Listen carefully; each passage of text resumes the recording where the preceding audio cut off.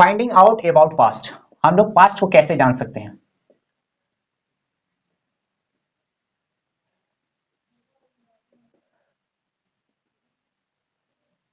हम लोग पास्ट को कैसे जान सकते हैं? तो पास्ट को जानने के लिए या तो हम बुक्स पढ़ सकते हैं, जनरली हम लोग बुक से ही पता कर सकते हैं, या जो एविडेंस है उससे हम लोग पता कर सकते हैं, या कहीं कुछ लिखा हुआ हो सकता है कि वो पत्थर पर लिखा हुआ हो सकता है कि वो मंदिरों पर लिखा हुआ हो, और नहीं तो पुराने सिक्कों पर लिखा हुआ। तो इस सब एविडेंस से हम लोग पास्ट के बारे में जान सकते हैं। तो पास्ट को जानने के लिए हम लोग दो तरीकों का यूज करते हैं। पहला है मैन्युस्क्रिप्ट, पहला है मैन्युस्क्रिप्ट और दूसरा है इंस्क्रिप्शन। आप जानते हैं मैन्युस्क्रिप्ट क्या होता है और इंस्क्रिप्शन क्या होता है? देखो, मैन्युस्क्रिप्ट होता है वो होता है हाथ से लिखा हुआ होता है। किससे लिखा होता है? तो हाथ से लिखा होता है। मनु मतलब होता है हैंड्स, MANU। मनु मतलब होता है हैंड्स, और स्क्रिप्ट मतलब होता है कुछ लिखा हुआ है तो उसको स्क्रिप्ट बोलते हैं। तो ये हाथ से लिखा हुआ होता है। और किस पे लिखा होता है? तो ये पाल्म लीफ पर लिखा होता है। पहला तो ये हाथ से लिखा होता है, ठीक, इसके बारे में हम लोग जान रहे हैं। पहले तो ये हाथ से लिखा हुआ होता है, दूसरा ये पाल्म लीफ पर लिखा होता है,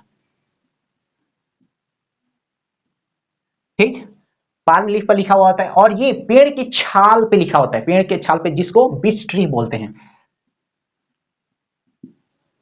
बीच ट्री, ठीक। और ये कहां पे पाया जाता है? तो ये हिमालय पे पाया जाता है, हिमालय वाला क्षेत्र में पाया जाता है। तो ये हो गया मैन्युस्क्रिप्ट के बारे में। अब इसमें क्या क्या लिखे हो, और ये मैन्युस्क्रिप्ट में जो कुछ भी लिखा हुआ होता है वो किस लैंग्वेज में लिखा होता है? तो सबसे पहले इस पे जो भी लिखे हुए लैंग्वेज होते हैं वो होता है संस्कृत, और दूसरा होता है तमिल में। ये दो लैंग्वेज में आपको लिखा हुआ मिलेगा।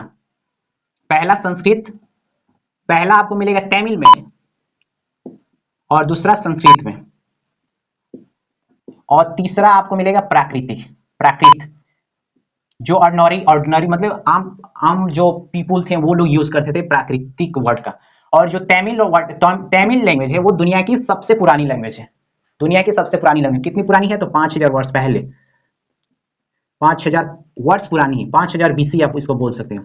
और संस्कृत कितनी पुरानी है? तो संस्कृत है आपकी 3000 BC, 3000 बिफोर क्राइस्ट। इतनी पुरानी लैंग्वेज है। अब इस लैंग्वेज में उसमें लिखी होती थी। अब उसमें क्या क्या लिखी होती थी? तो उसमें रिलीजन्स के बारे में लिखी होती थी। किसमें? तो मैन्युस्क्रिप्ट में।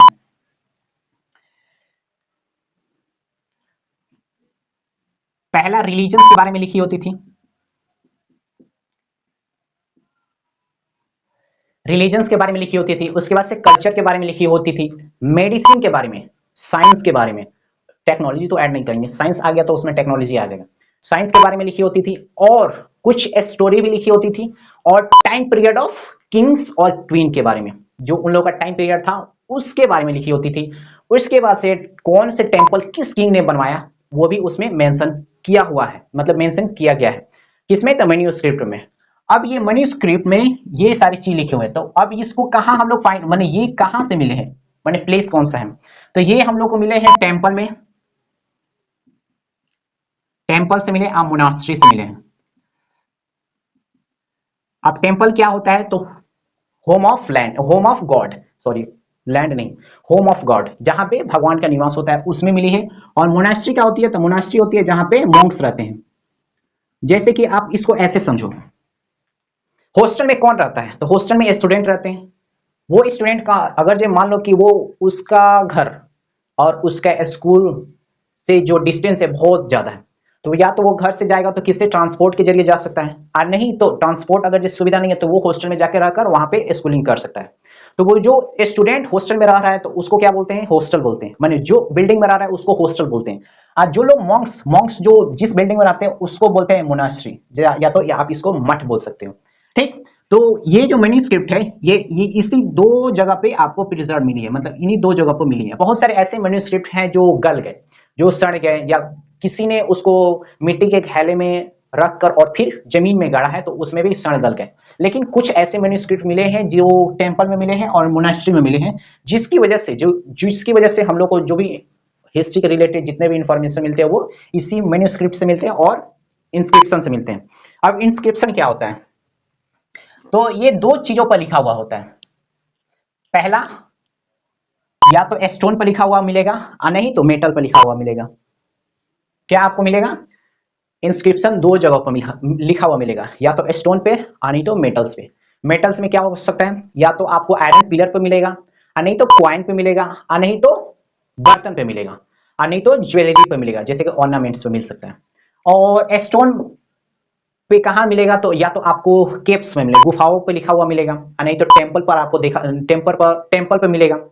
ठीक, तो ये इंस्क्रिप्शन क्या होता है? तो ये गोद गोद कर, जैसे कि अगर जो मान लो कि ये भारत लिखा है,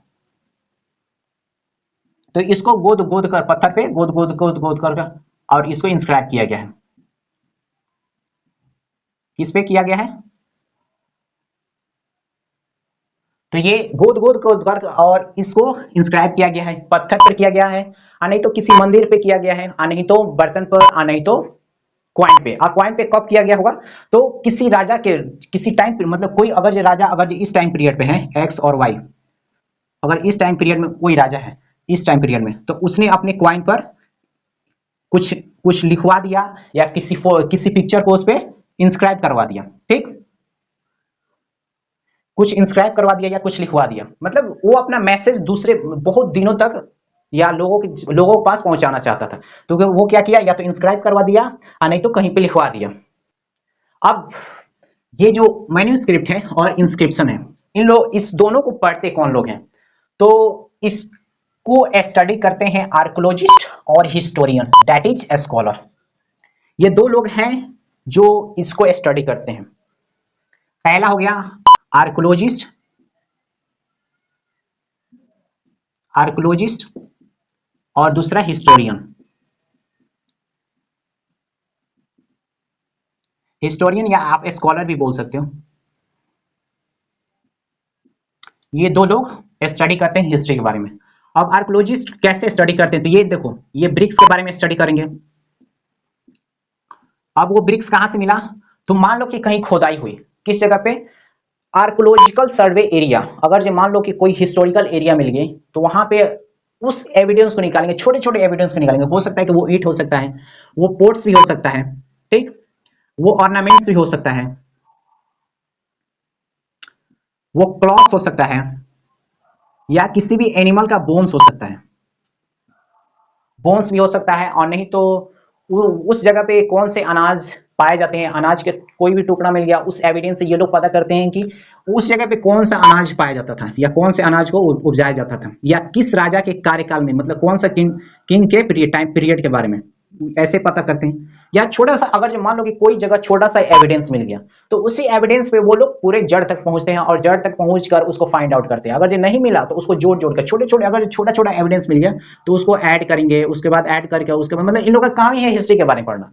तो काम ही हिस्ट्री के बारे में पढ़ना, तो छोटे छोटे एविडेंस को ऐड करके ही इन्फॉर्मेशन निकालते हैं। जो इन्फॉर्मेशन हमारे बुक में मेंशन होता है, फिर हम लोग स्टडी करते हैं और फिर एग्जाम में पूछे जाते हैं। तो फिर उसके बाद से हम लोग को कुछ में उसमें से जो टैलेंटेड होते हैं वो क्वालिफाई करते हैं, जो टैलेंटेड नहीं होते हैं उनको छांट दिया जाता है। इस तरह से ये आर्कियोलॉजिस्ट लोग इंफॉर्मेशन निकालते हैं, किससे? तो छोटे छोटे एविडेंस निकालते हैं। अब एक और बात की हुई कि हिस्टोरियन क्या करते हैं, वो भी यही काम करते हैं, थोड़ा सा उनका काम थोड़ा सा हाई हो जाता है। जैसे कि वो स्टडी ज्यादा करते हैं। जैसे कि मान लो कि अगर जो किस किंग मानी टाइम पीरियड, कोई किंग का टाइम पीरियड है तो उस टाइम पीरियड को स्टडी करेंगे। या कोई एपिक्स हो गया, एपिक्स के बारे में कोई ग्रंथ हो गया, काव्य हो गया, उसके बारे में स्टडी करेंगे। अगर जो ये एपिक्स, अगर जो जिस आर्कोलॉजिकल एरिया पर अगर मिला, अगर छोटा सा उसका एविडेंस मिल गया, तो उसको जोड़ जोड़कर ये भी स्टडी करते हैं। जैसे कि ये विद्वान आपको दिख ही रहा है, इस नाम से क्लियर कि ये विद्वान है, तो ये लिखे हुए चीजों को स्टडी करते हैं। कोई चीज लिखा हुआ है तो उसके बारे में ये छोटे छोटे एविडेंस को मिलाकर और उसको स्टडी करते हैं पूरे डेप्थ में जाकर, उसके फाइंड आउट करके और उसके बाद से इंफॉर्मेशन कलेक्ट करके सबमिट करते हैं।